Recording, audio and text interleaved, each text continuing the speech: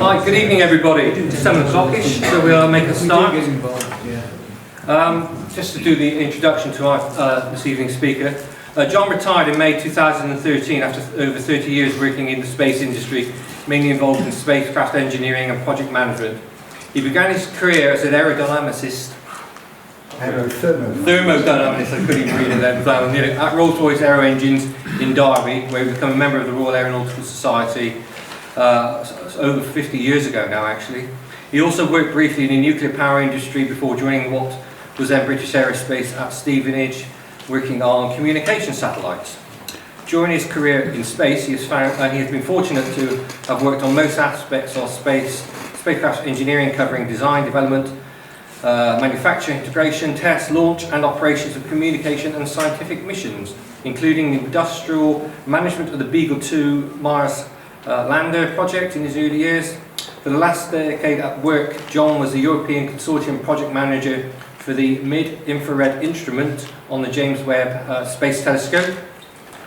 John became a C-Eng and MRAS in 1988, and in 2013, congratulations, he was awarded the Royal Aeronautical Society's Godfrey Pardo Space Award, along with the Society's Specialist Bronze Award, in recognition of his effective leadership and dedication as one of the major contributing factors in the successful management and delivery of the James Webb Space Telescope mid-infrared instrument, a flagship science project of the UK space industry.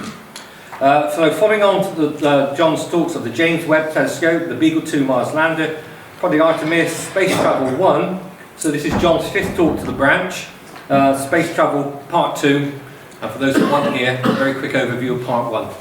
Ladies and gentlemen, John Thatcher.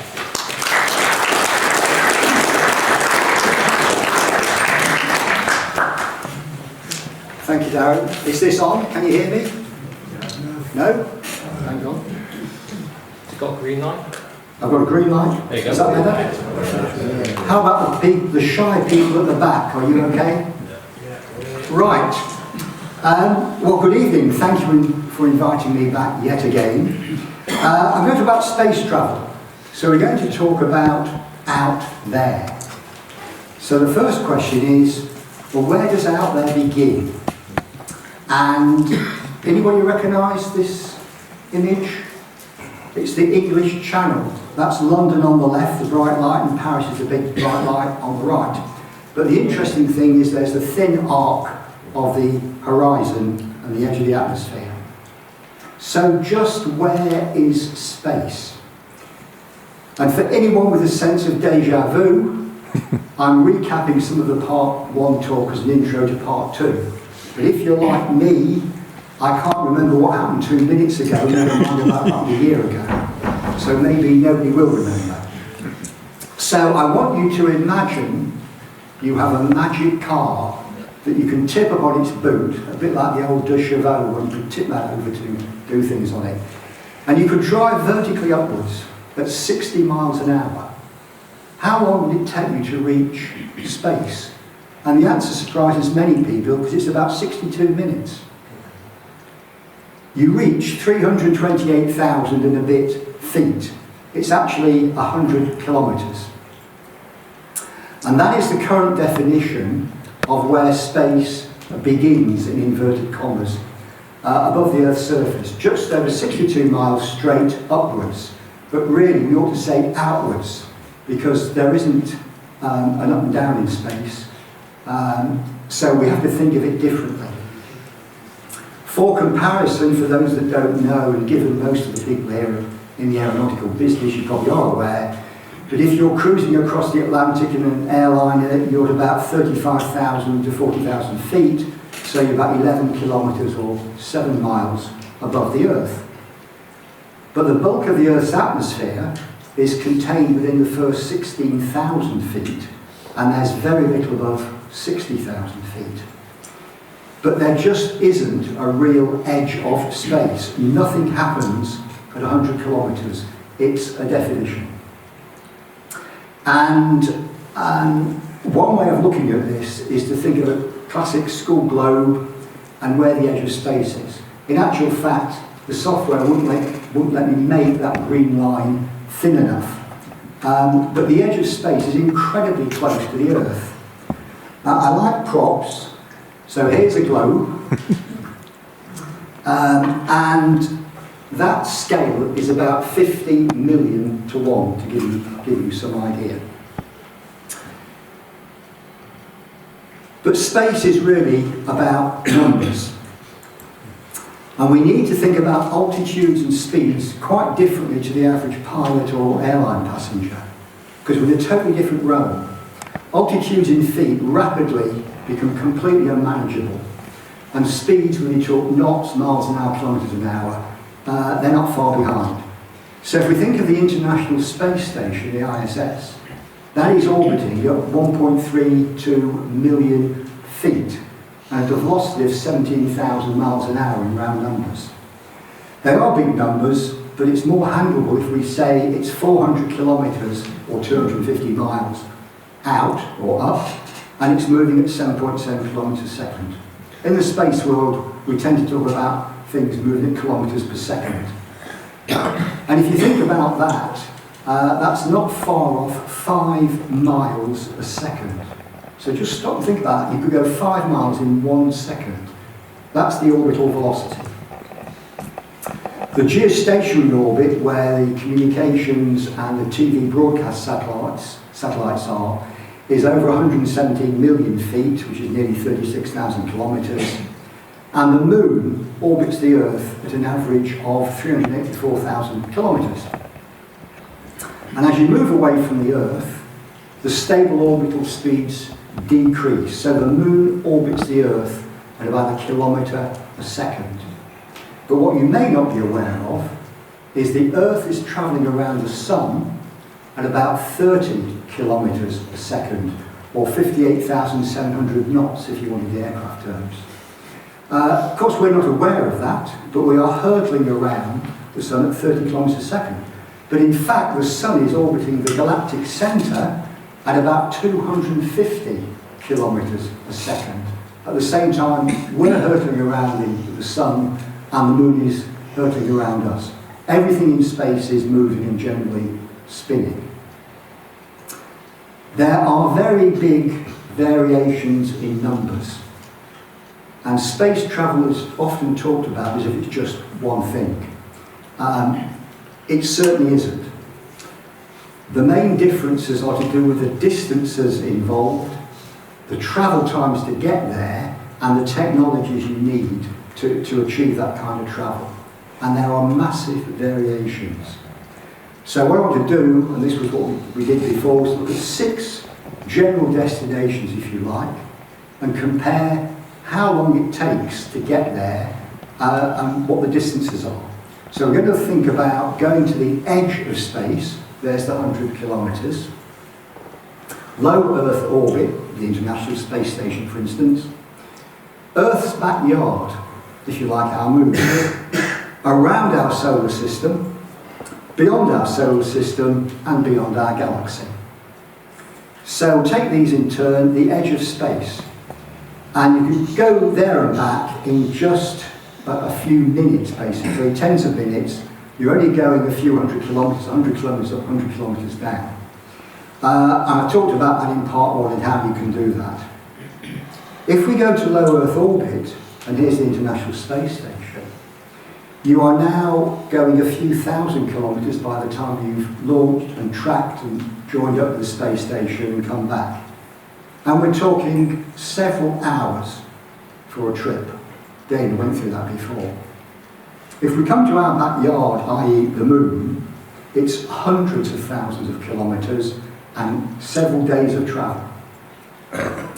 But we're now at a distance where we can start to think in terms of how long the mobile phone signal will take to get there, and we can say the Moon is just over a light second. It's about 1 1/4 light seconds. And some of you, I can see, will remember the Apollo missions and so on, and there was always that delay, and that's simply because it takes radio waves, which travel at the speed of light, a finite time to go that distance. Then we can look at moving around our solar system.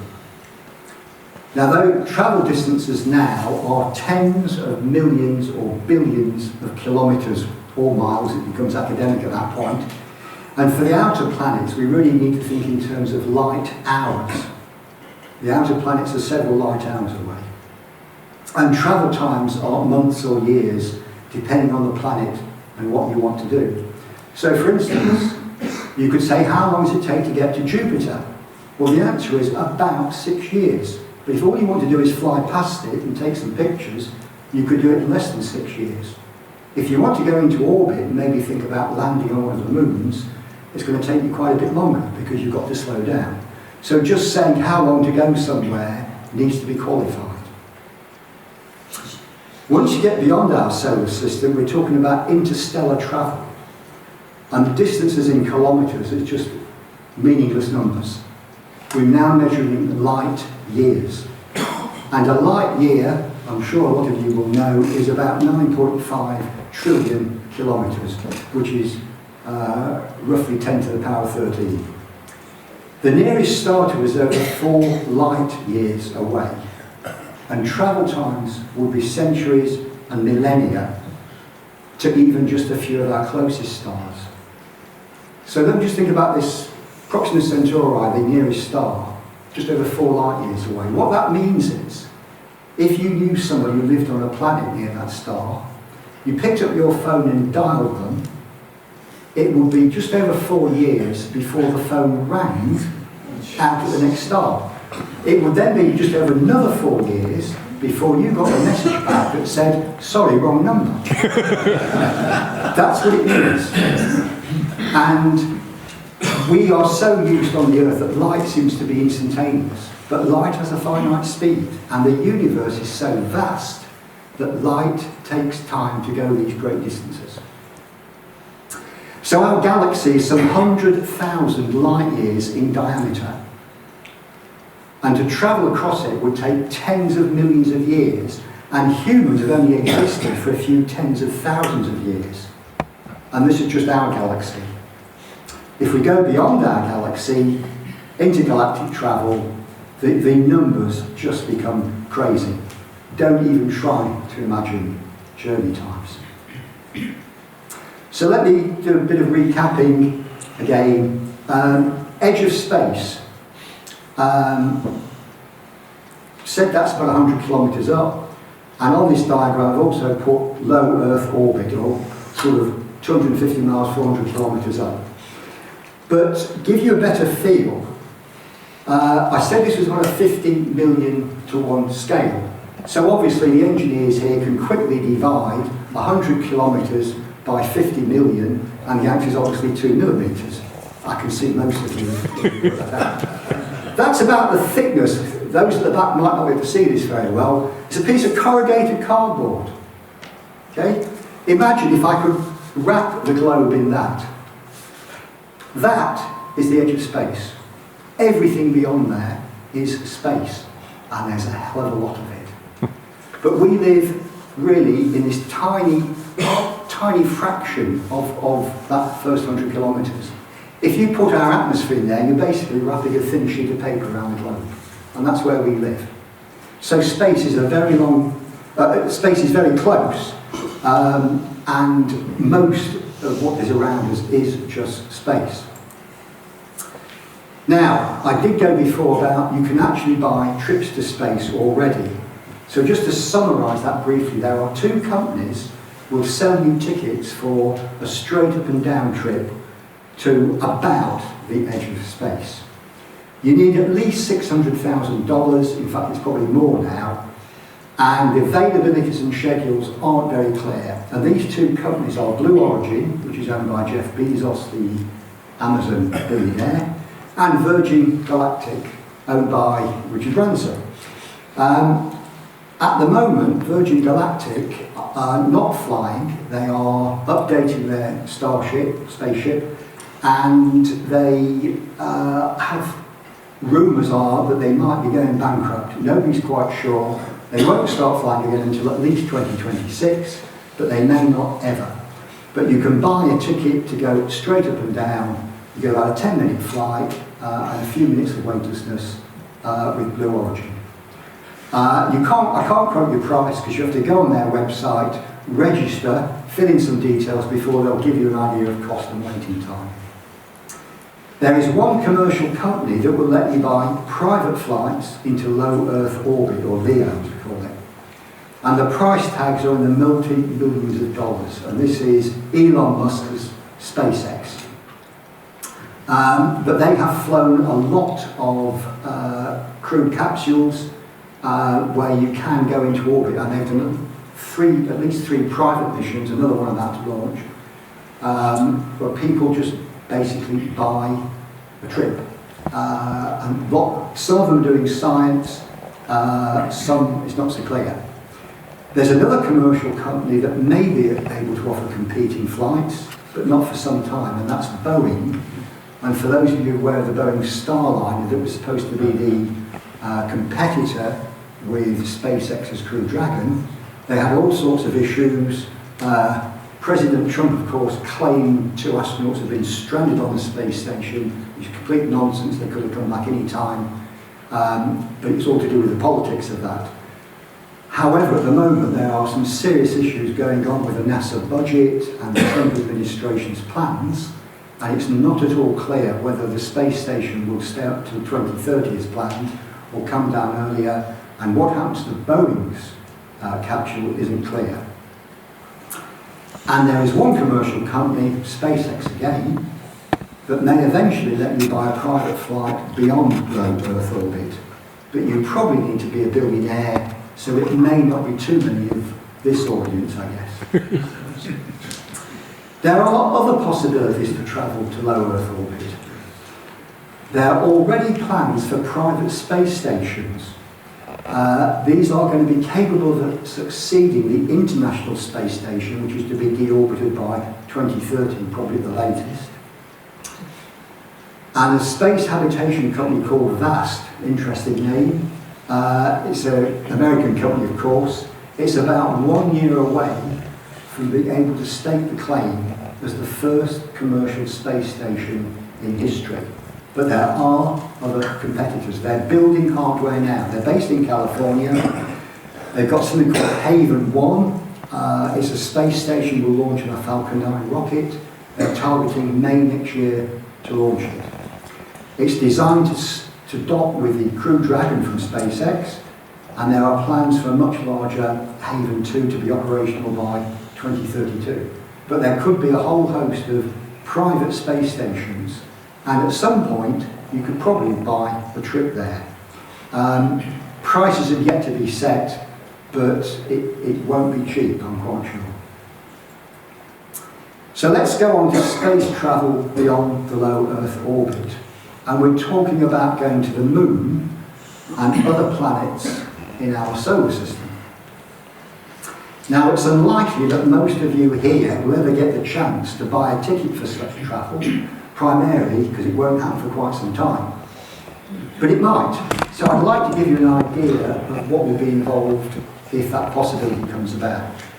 And the first thing we've got to understand is where everything is. Because getting your head around the scale of just our solar system is not easy. And we basically have to think about the moon and the other planets at different scales. So let's start with the moon. The furthest away that humans have ventured from planet Earth. And if we stick with our 50 million to 1 scale model of the Earth, it turns out that the moon, to scale, is about the size of a tennis ball. And the next question is, well, what is the right scale distance where the moon orbits the Earth? And it always seems to amaze people when you point out that the actual scale distance of where the moon orbits the Earth turns out to be pretty well here. And bearing in mind it's going looping all the way around. It is quite a long way.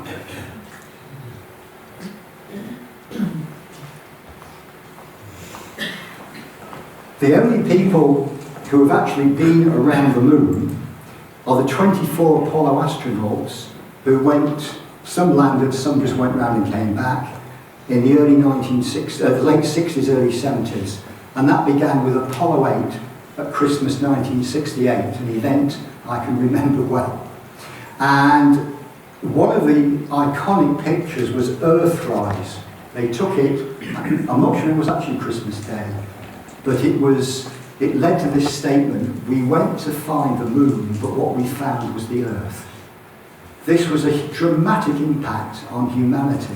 You suddenly realise we got this blue-white marble in this blackness, emptiness of space, and we were all there. And we ought to start taking care of it. And I think a lot of the so-called green movement and environmental movement started because of that picture.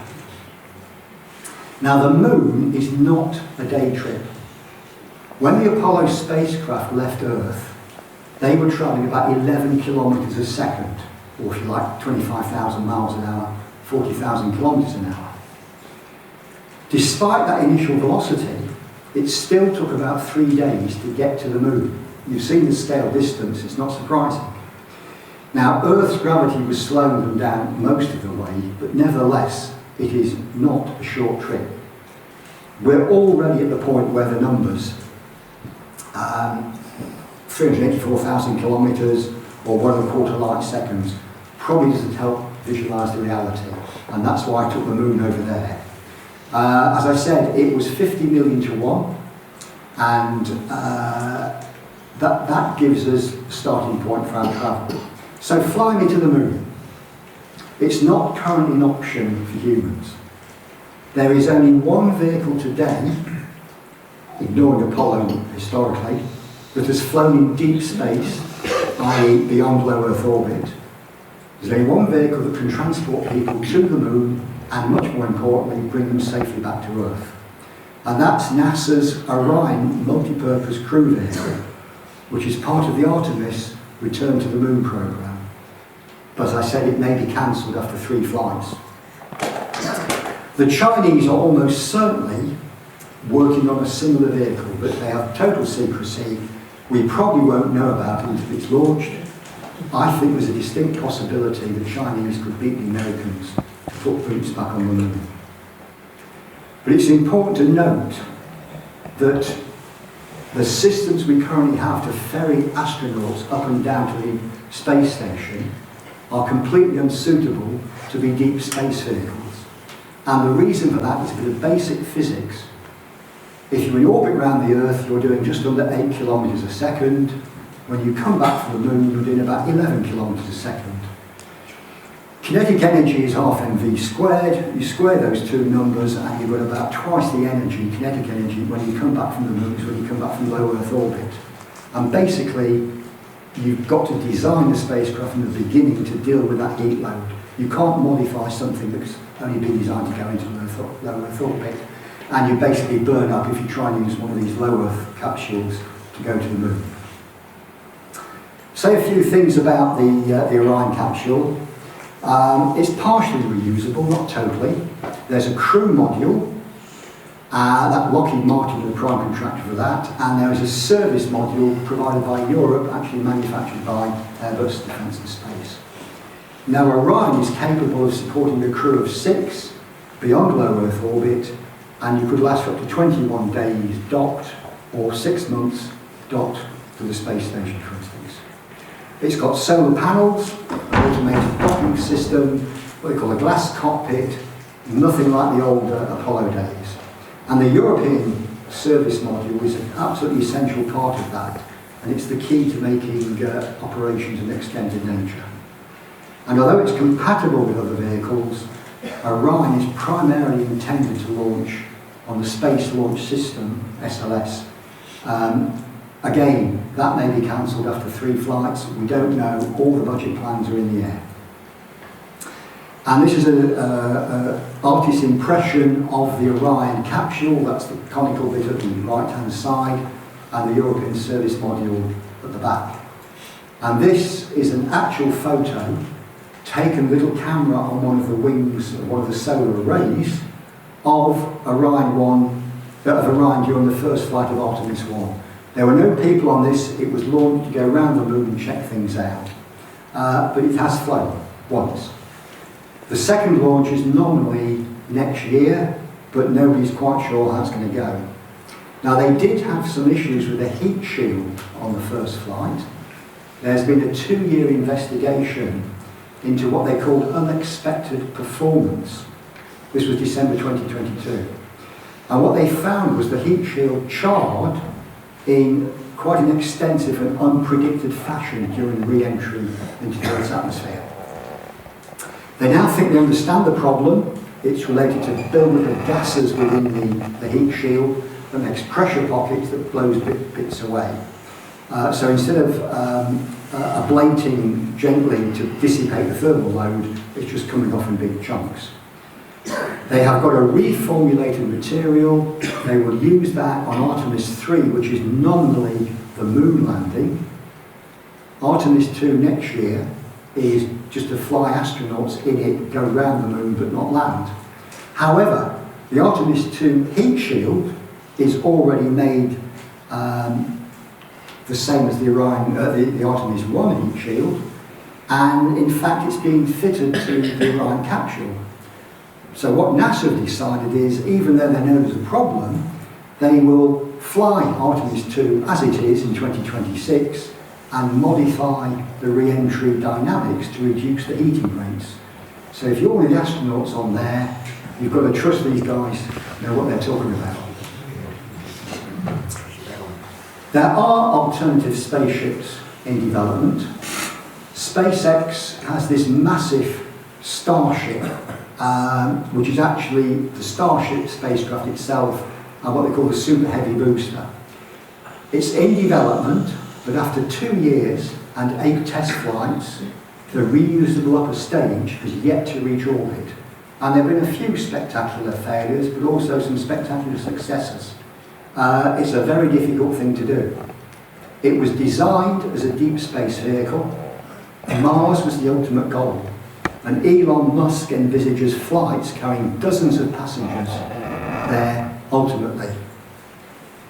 The reality, however, is there are a lot of challenges to be overcome before anything like a routine trip to Mars can happen. And I'm not even sure it's a good idea anyway, but that's a different story.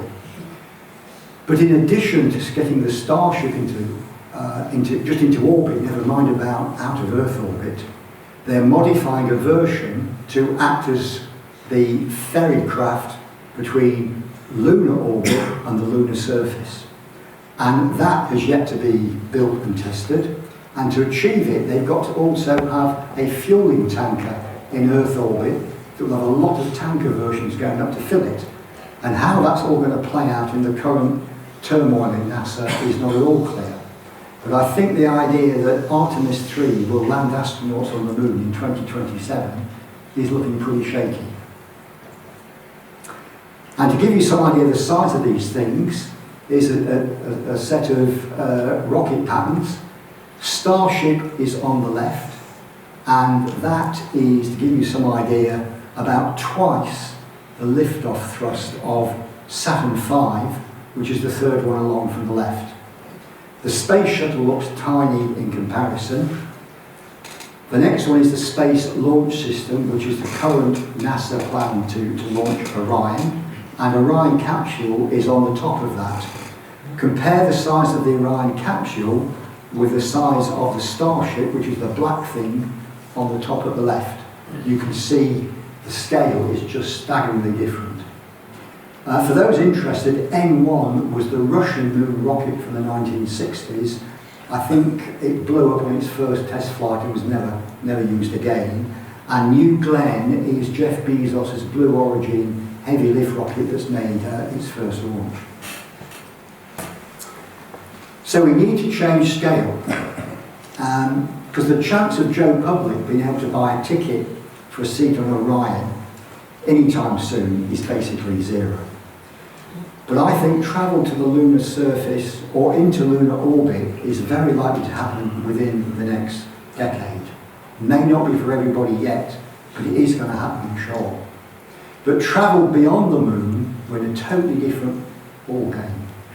So we're back to the question of where is everything? So the 50 million to 1 scale model of the Earth-Moon system we had here is far too unwieldy to cope with the size of the solar system. So we need basically to go down by a factor of about 3,000. So we need 150,000 to 1 scale. Now, why have I picked that number? In round numbers, the average Sun-Earth distance is 150 million kilometres, which is 150,000 million metres. So if the Sun-Earth scale distance is just 1 metre, then the scale is 150,000 million to 1. Okay, I hope that's clear. So basically we're just saying let's make the Sun and the Earth 1 metre apart, and how does it all look? And one of the problems with trying to get your head around the size of the solar system is that the size of the planets and the Sun are minuscule in comparison with their separation. And you can quote numbers, but it's very difficult to really get your head around it. But let's start with looking at a reminder of our solar system planets. And I like this little animation. These are the planets to scale with their spin axis and their rotational speeds. And a couple of things to point out. Jupiter absolutely whips round, even though it's much larger than any other planet. Venus goes round backwards. I don't want anybody to read anything to this, but Venus is the only planet named after a woman. It goes round backwards, and it's the nearest thing to hell you can imagine. I'm just telling you as it is. Because Venus, the pressure on Venus, on the surface of Venus, is about 90 times that on Earth. You'd be crushed. The temperature on the surface is greater than that of molten lead, so you'd immediately be liquidized. And it rains sulfuric acid. Apart from that, it's a wonderful holiday destination. So, I'm going to show you and walk around here with a model. Now, I know you can't see it from way back there, but on the stage I've got something from my local astronomy society, which is it's 150 billion to 1 scale model of the solar system, with the planets and the Sun at the right scale size. And the Sun is on this board here. And at the end of the lecture, if you want to come and have a look, please feel free. The Sun, if you make the Sun-Earth distance 1 metre, the Sun turns out to be just over 9 millimetres in diameter. And there's a picture of what you'd see on the board there. Now, you could put over 1,000 Jupiters into the Sun. So obviously it's a cube law, so basically you divide the diameter of the Sun by 10 to get the size of Jupiter, and it turns out to be about 0.94 millimetres. And that is the size of Jupiter. But you could also put over 1,000 Earths into Jupiter, so again, the Earth to scale would only be about 0.09 millimetres, barely visible.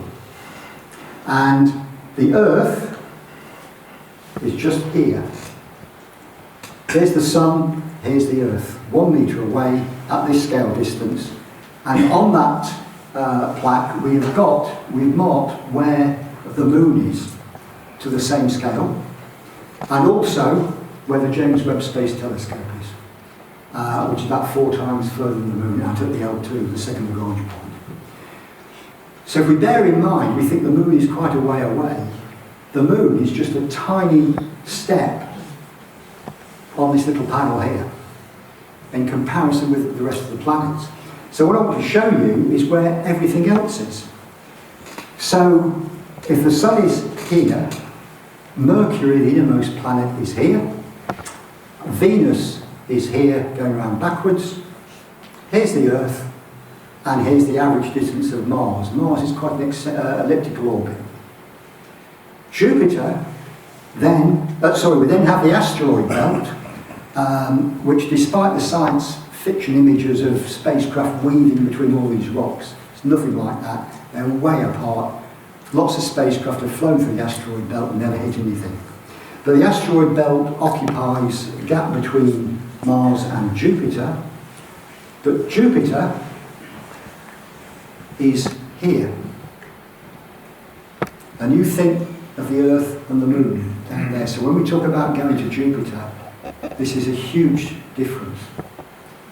Saturn is right over here. When you came in, some of you may have noticed there's a little pole by the door up there. That is Uranus. Now, I can't get them all in a line, and they don't always line up anyway.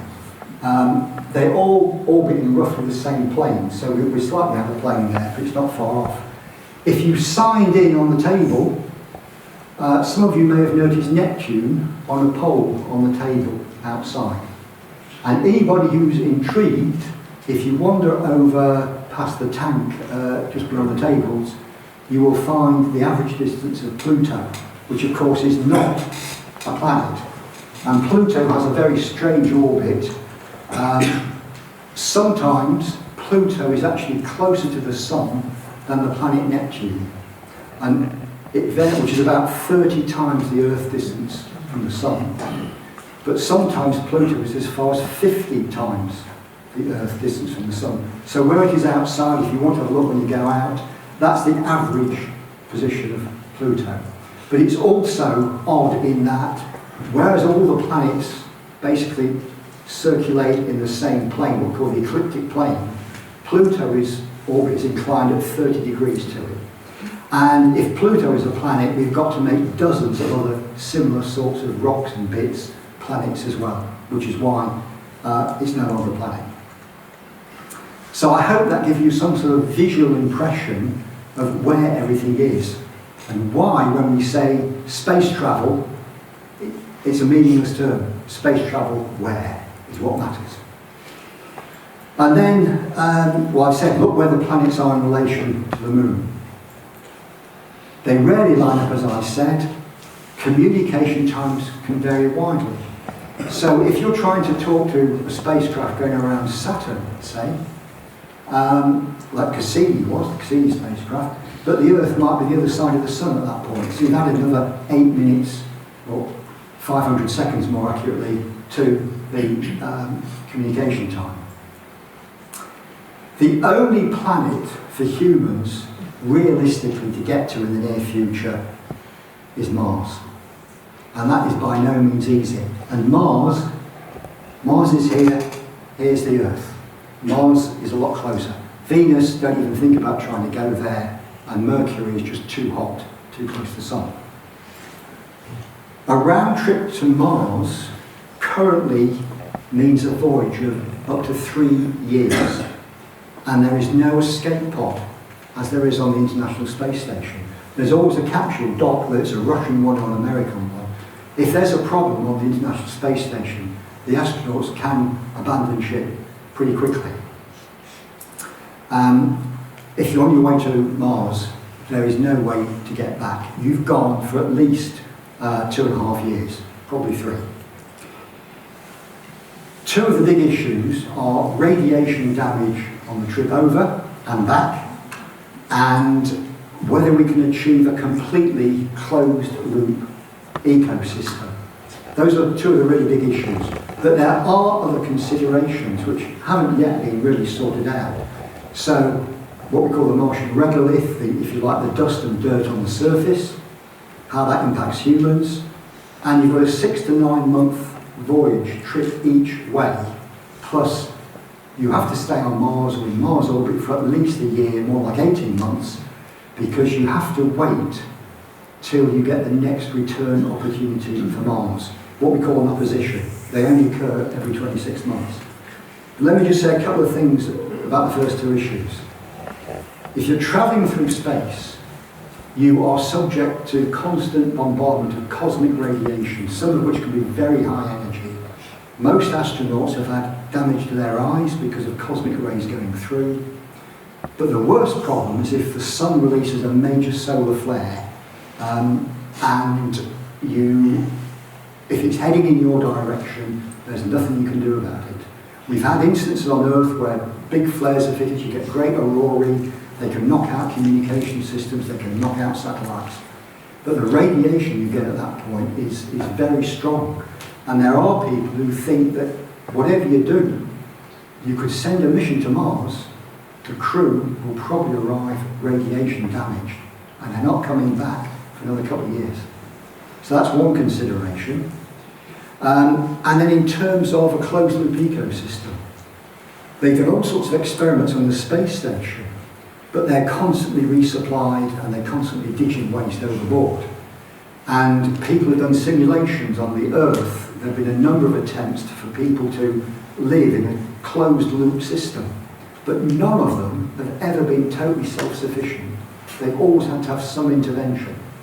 And there are all sorts of claims about this, but how you can stay totally self-contained for the best bit of 3 years has yet to be solved. Let's go back to Mars. I talked about oppositions, which might not mean much to many people.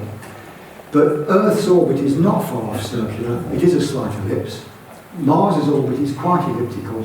Obviously, the planets aren't to scale. But when the Sun, the Earth, and Mars line up, that's called an opposition. Because from the Earth, the Sun and Mars are on opposite sides.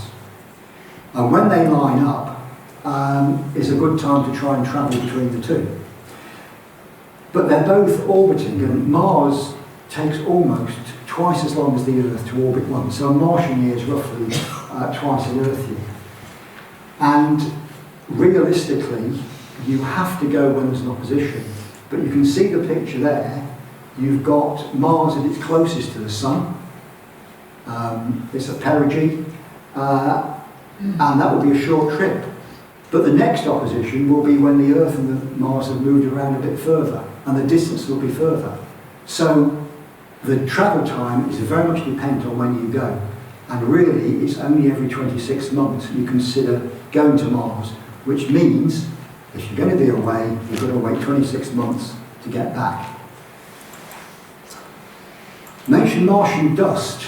Now, some of you may remember with Apollo, there were lots of issues with the dust. The spacesuits were all covered in black dirt. And in fact, lunar dust is highly abrasive. It's really sharp under the microscope. And just brushing off a spacesuit proved to be really difficult.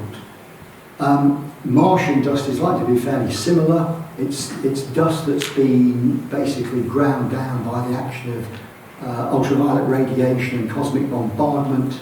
So you've got this fine mixed powder.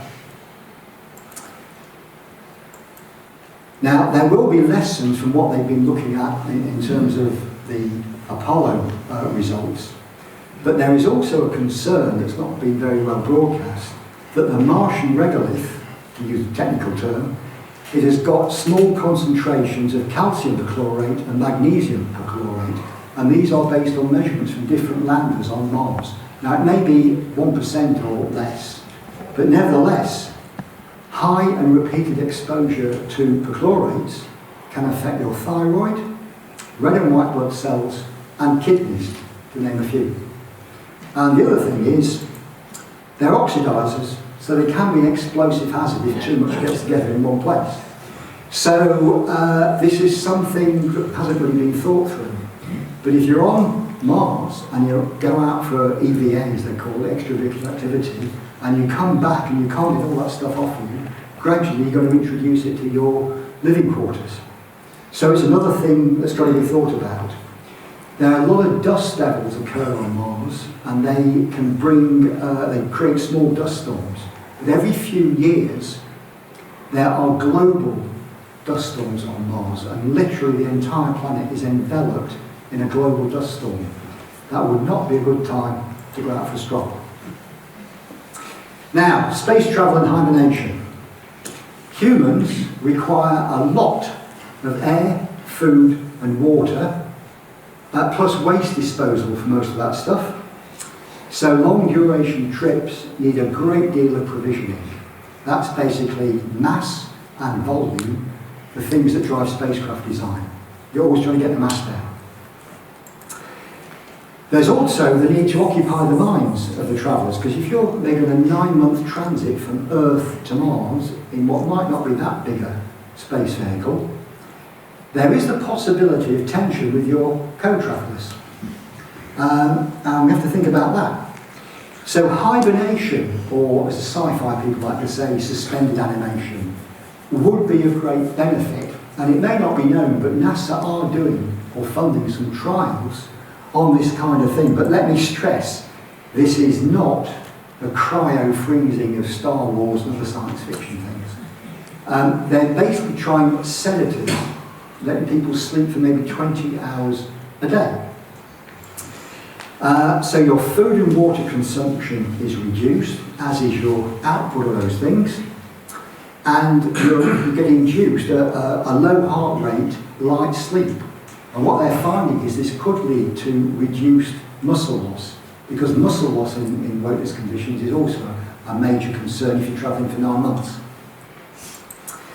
Now this research is still at the early stage, but it may lead to the possibility where a crew, or maybe most of the crew, are sleeping predominantly, sort of 20 hours a day for maybe a few months, or it may be they can extend the sleeping time. And then you basically have to wake everybody up, if there's any maintenance needs doing, for people to interact again at the human level, and then go to sleep again. And that might be a pretty good thing to do. But let me stress, all this is very provisional. But why might we need habitation for beyond Mars? Well, let me leap ahead to interstellar travel. So I know some of you don't like numbers, but it's possibly worth looking at this. Because the scale we've got here of the solar system, if I were to say where's the nearest star, it would be about 260 kilometres or 160 miles away. So in other words, from here, we're talking a straight line to say Carlisle, Newcastle, Southend, Torquay. That's the nearest star. We haven't even gone beyond where the moon is. If you remember the Earth picture with the moon just a few millimetres away, we haven't even gone there. So imagine what that means in terms of going to, say, Torquay. Well, Torquay might be better than Southend, I don't know. The other thing to remember is there's nothing in between. Even on the solar system, all these big gaps, there is nothing there. It's the vacuum of space. And that extends just to our nearest star. But the nearest star is just one of approximately 400,000 million stars in our Milky Way galaxy. And our galaxy is one of at least 2 trillion galaxies in the observable universe. And we've no reason to believe that most of them are of a similar size, certainly order of magnitude. On average, they're going to be about that. So there's probably at least 10 to the power 23 stars out there to visit. And if you want to know what 10 to the 23 looks like, it's all those noughts down there. That is a pretty big number. On top of that, it's pretty clear now that almost all stars have planets in orbit around them. And quite a lot have solar systems a bit like ours. Doesn't mean they're going to be potential life harbouring planets, but there's an awful lot. So there is a lot more scope to talk about space travel. So finally, let me give you some considerations. Let's come back to Earth. Because the Earth's atmosphere, in particular the ozone layer and its magnetic field, Earth's magnetic field, protect us from the harshness of the space environment.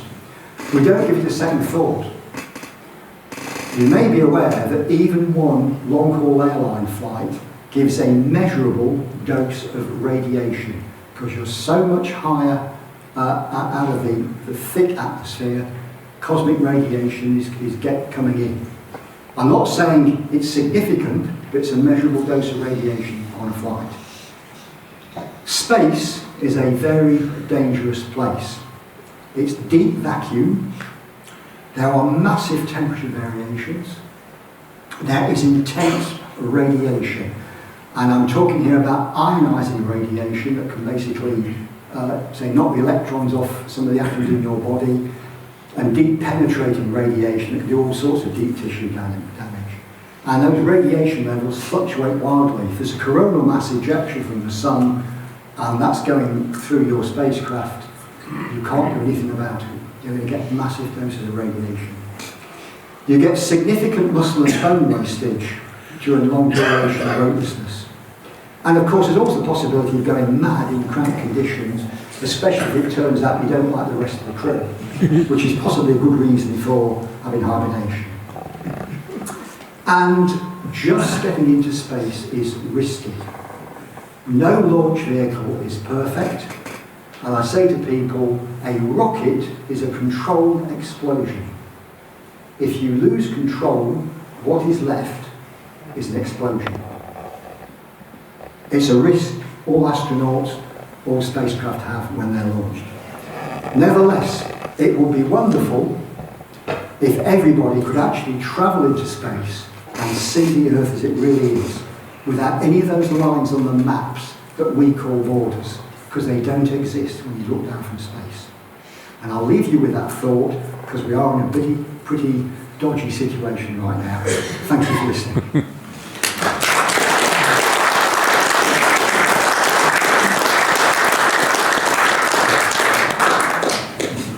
And I'm not suggesting part 3, but if there was, it would be, can we get to the stars? And what James Webb told us. But I'm going to stop now. And if there's anyone got any questions, I'll do my best to answer it. And which one do I put the lights on with? All lights on.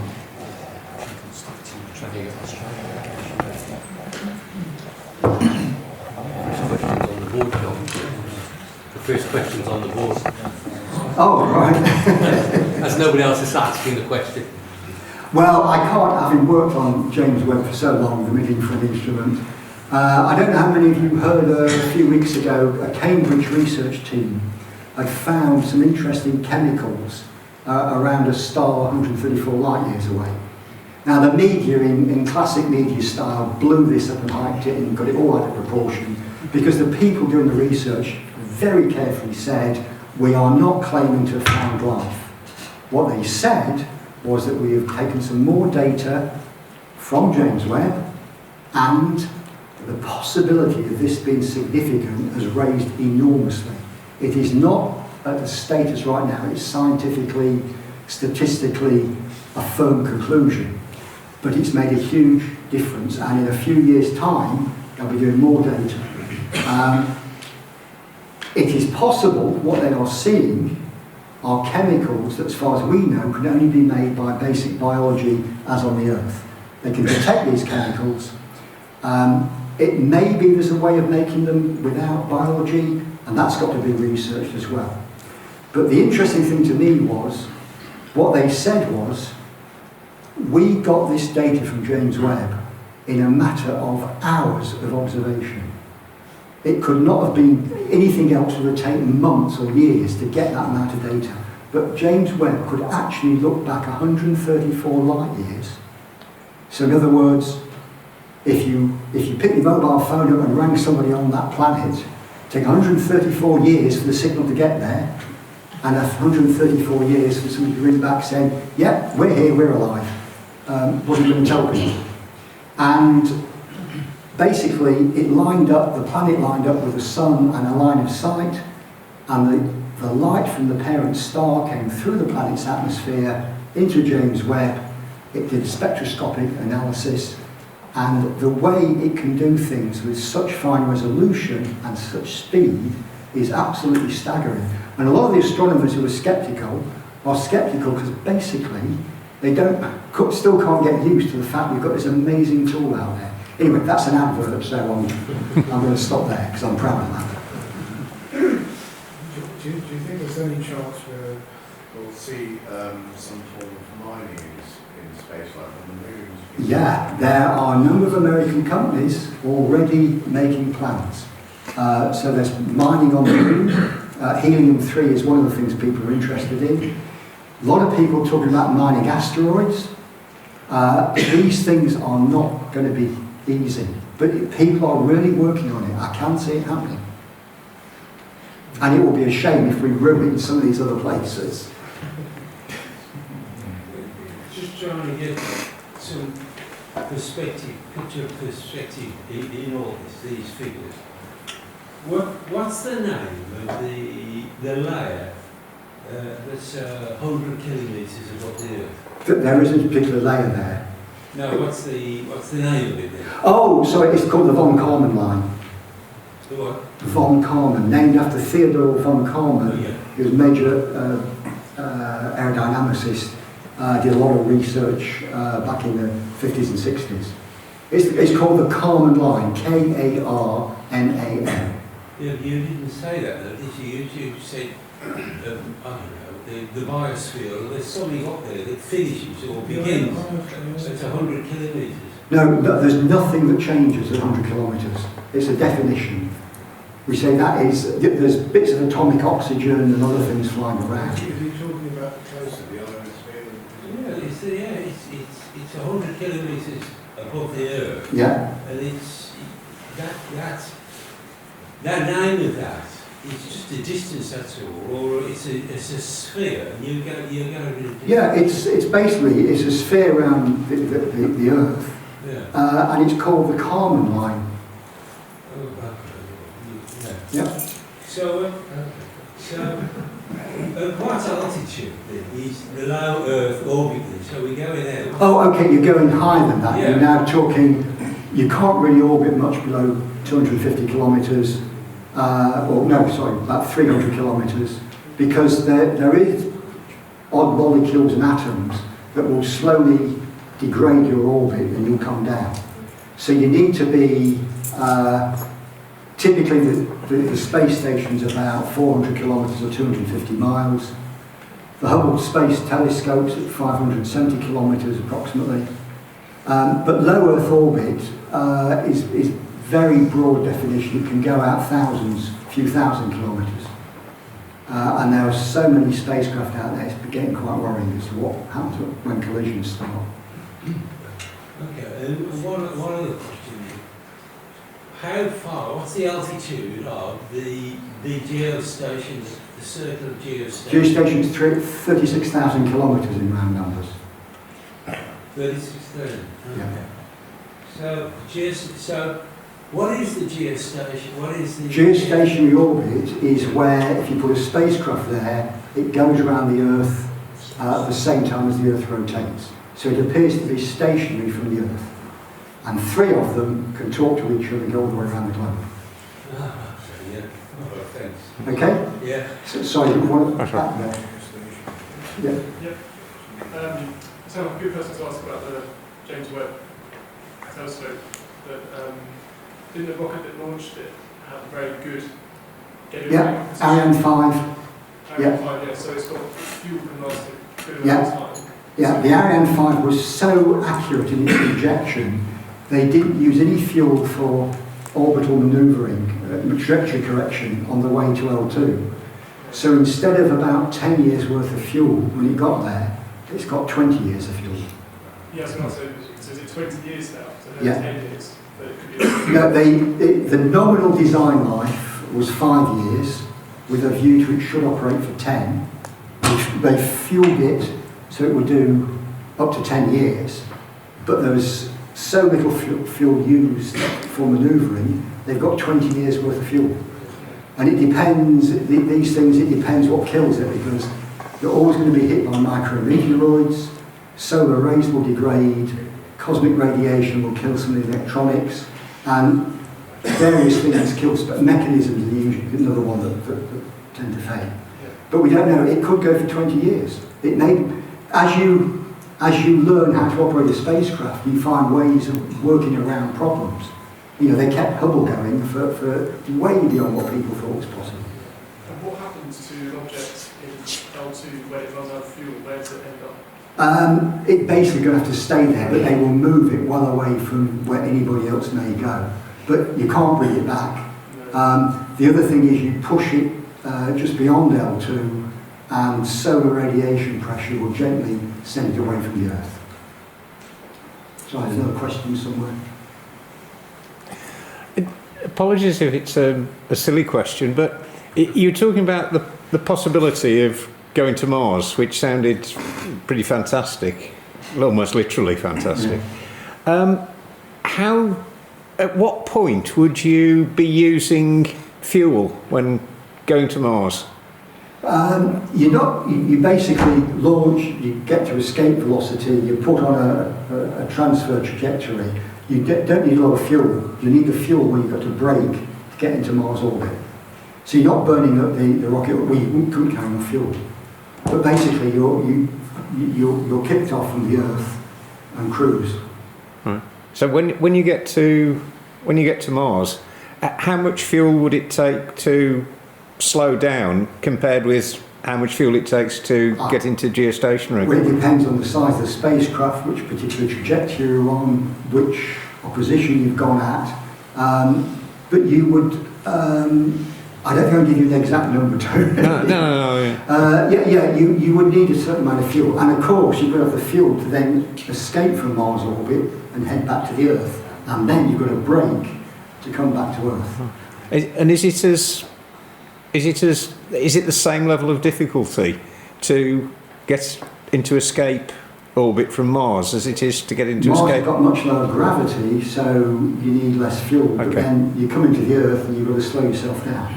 And actually, it's the slowing down. It's like sending spacecraft to Mercury. You'd think, well, Mercury's pretty, it's dead easy. The sun's pulling you in there. It is. The problem is how you slow yourself down. And you have to do all sorts of convoluted manoeuvres, including flying back around Venus and so on, to actually brake yourself. Because if you get it wrong, the sun will just take you in. So all of these things are quite complicated. So if I'm driving into Birmingham, I have to start braking at West Bromwich. Probably, yeah. Is there, am I correct in saying that they've found water on the moon? Yes. And do you think that would be a good place to start building a moon base where it's... It was something, if those remember Patrick Moore would never believe they found water on the moon. I've just knocked my own water over. But it's not water in great globs of water, it's basically within the rocks. But it could be extracted. But the big attraction, of course, if you can electrolyse water, you've got hydrogen and oxygen. Oxygen you can breathe, but the two of those are cryogenic propellants. So yes, it's a big attraction in going to the moon. So do you think that would be the way they would launch to Mars? A lot of people think that's the way to do it. What Trump has said recently is, I'm not interested in going to the moon, I want American boots on Mars before the Chinese. And a lot of people have said, look, you change plans now, it's not going to work. And what are you going to do when you get there? Planting a flag is completely pointless. And my view, personally, I don't think we should let people go onto Mars. Humans are biologically dirty, whether you like it or not. We shed skin and hair and all sorts of things. We breathe out water vapour and all sorts of bugs. So contaminating, whatever you try and do, you will not stop contaminating Mars. We've made a bit of a mess of this planet, let's not mess another one up just yet. So you don't like the idea of trying to terraform? I don't think that is realistic. I really don't. But I know I'm not an expert on this. It's not going to happen for a very long time.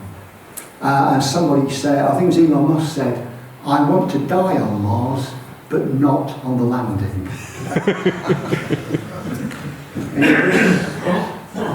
A few months ago, about going to Mars, there was a very interesting radio programme on Radio 4, and it was always talking about this, but there was quite a lot of people in the know who, like you say, it's going to be, because of the atmosphere, the radiation, it's impossible to go.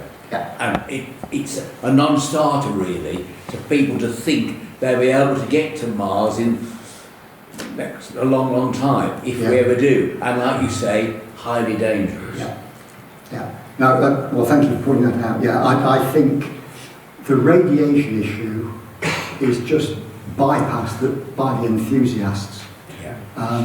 And the idea, you've got a crew arrive on Mars with some serious radiation damage, and you're there for the 2 years. What are you going to do?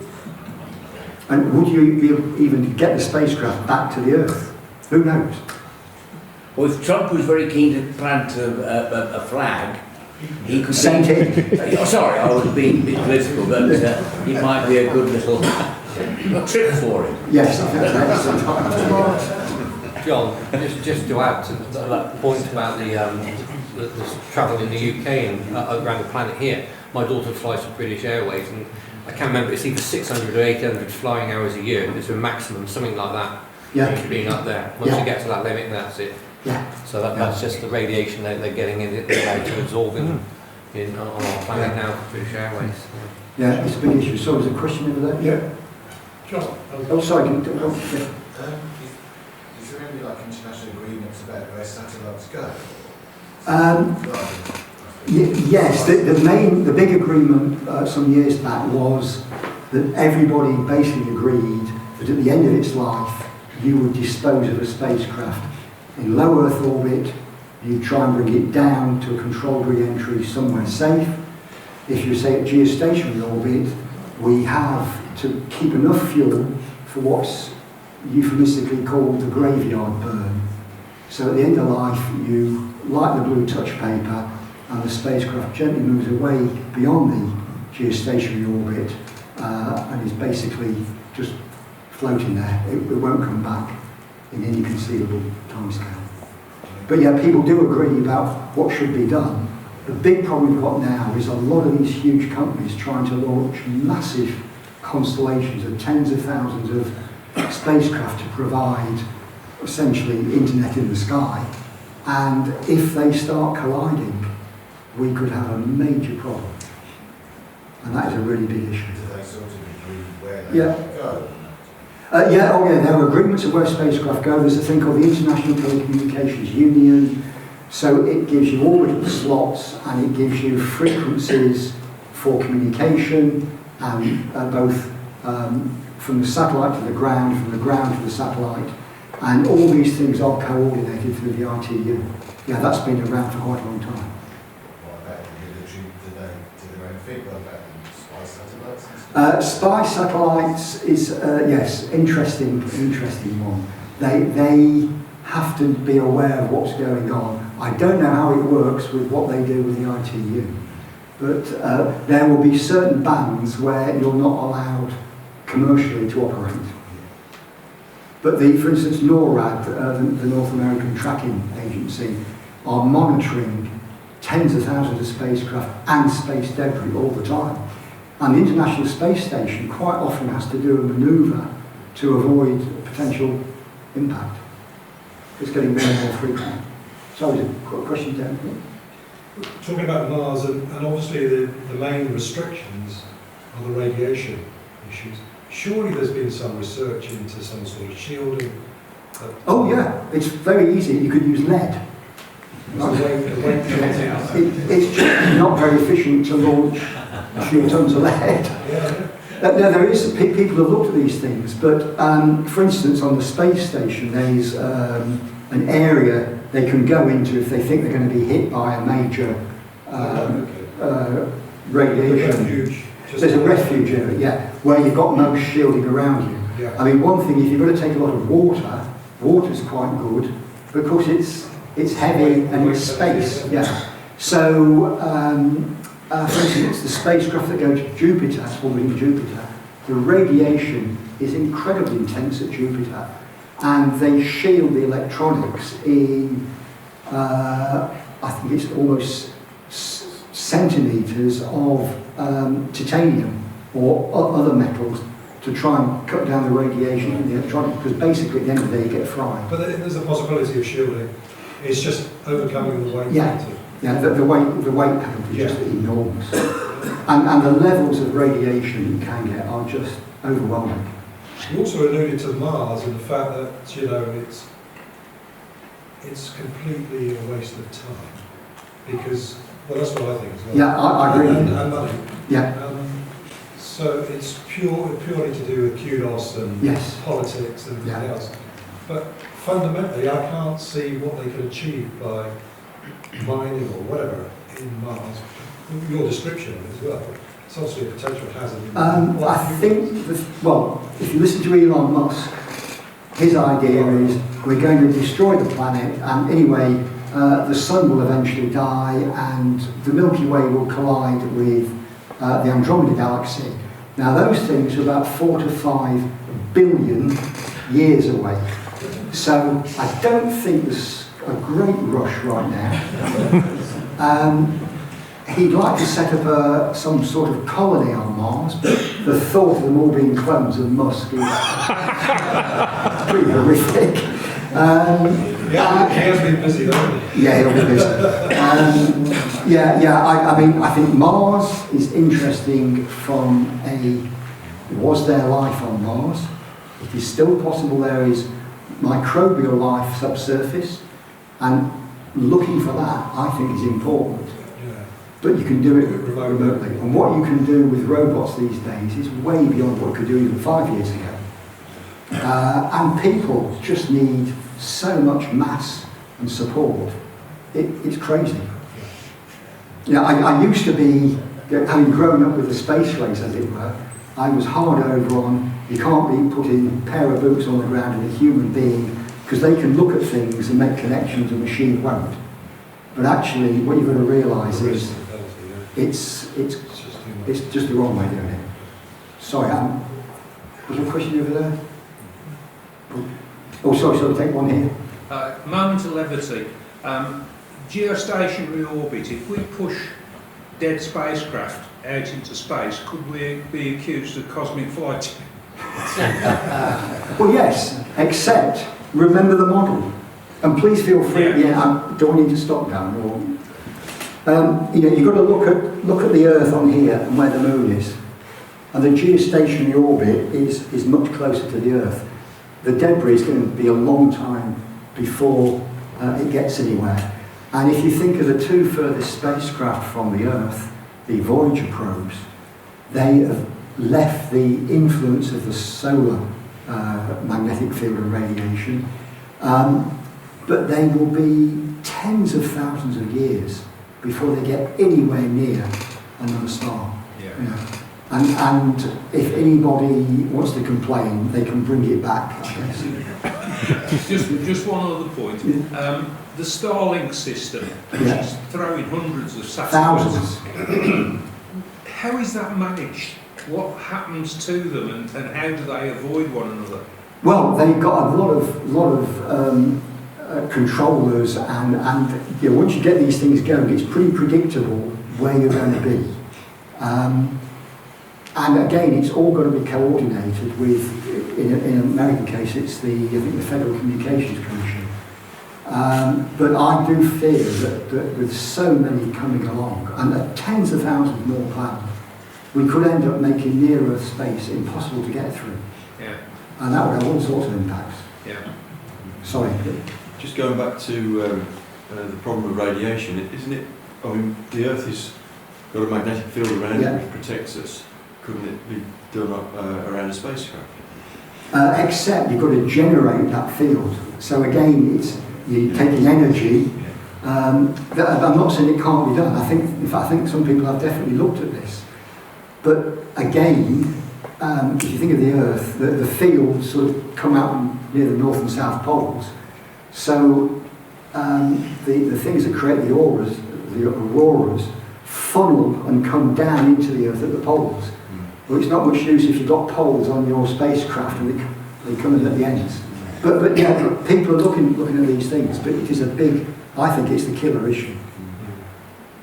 Just one thing, John.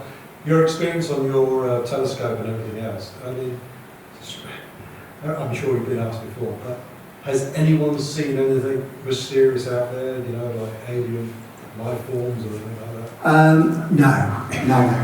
But I mean, I spent a lot of time working with astronomers, and the thing that was very clear is, they got all sorts of targets and things they want to look at, but what really gets them excited is if it sees something they've never seen before and they can't explain. That's what gets the astronomers going, because it needs a new theory. And already it's challenged so many things, like the first stars we used to think were at least 400 million years after the Big Bang. Well, Webb has found galaxies, probably the size of the Milky Way, less than 100 million years, or they found these stars, which implies the first stars would have been less than 100 million years after the Big Bang. The theories don't quite explain it.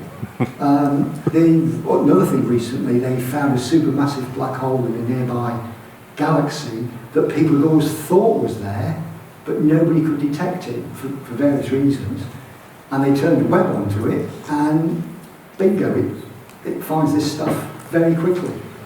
But yes, it's challenging all sorts of thinking. And that's what it's about. There's a famous saying, science never claims to have found the truth because it never stops looking for it. Maybe that's the point I should stop.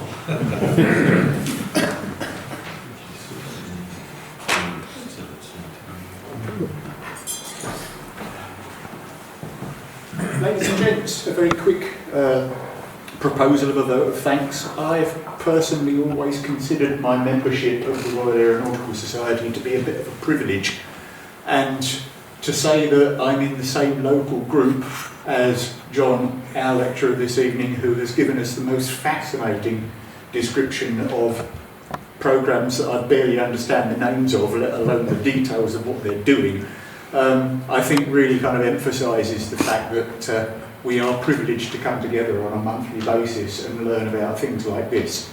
So I'm not going to bore you with any more platitudes. Let's just show our appreciation to